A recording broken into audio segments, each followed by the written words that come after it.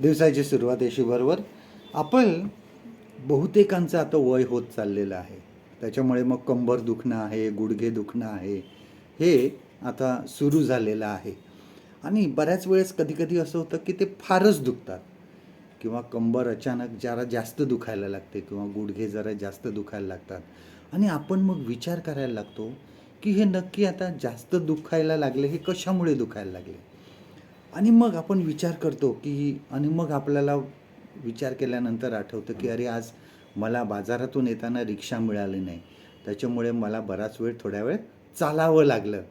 आज बायकोला मदत करत असताना माळ्यावरून सगळं तिला सामान काढून दिलं किंवा इतर आज बागेतला कचरा काढायला थोडासा मी जास्त वेळ दिला, त्याच्यामुळे पण कंबर दुखत असेल, गुडघे दुखत असतील आणि ह्या गोष्टी आपल्याला आठवत राहतात.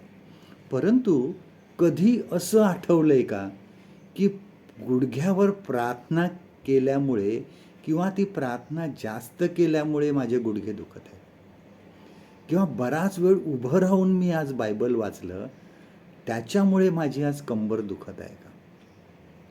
हा असा कधी विचार केलाय का?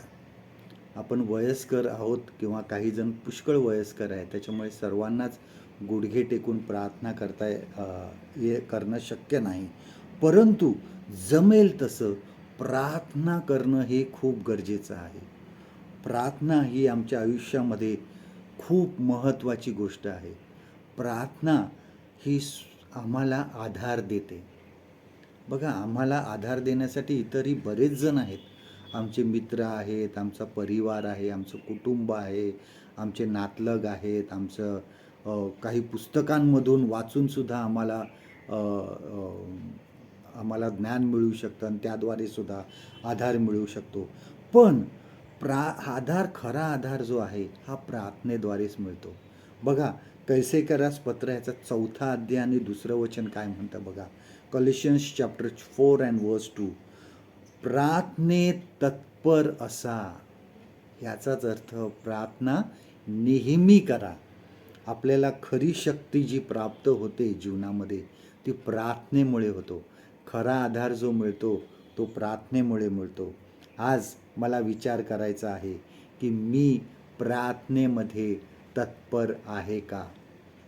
ह्याचं देवाचं वचन आपल्यासाठी हे आहे. याकोबाचं पत्र ह्याचा 5वा अध्याय 16व वचन. James chapter 5 and verse 16. यास्तव तुम्ही निरोगी व्हावे म्हणून आपली पातके एकमेकाजवळ कबूल करून एकमेकासाठी प्रार्थना करा. धार्मिकाची प्रार्थना कार्य करण्यात फार प्रबळ असते. परमेश्वर करो आजचा दिवस तुमचा आशीर्वादित करो.